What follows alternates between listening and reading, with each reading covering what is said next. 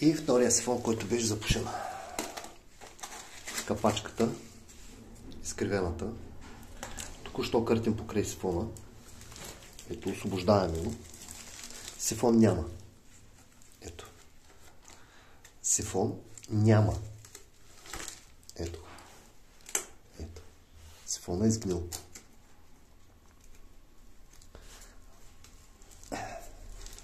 Ето го, обръщаме го обратно, тази се види. Абсолютно го няма. Така, сега ще го търсим някъде така отдолу. Ето тапата. Ето му е капачката. Тотално миризма на тиня. Това е сифона. Дъното. Ето. И тук почнем да го копаме. Сега ще очакваме да излезе водата. Така че, какво да кажем, не знам. Защо?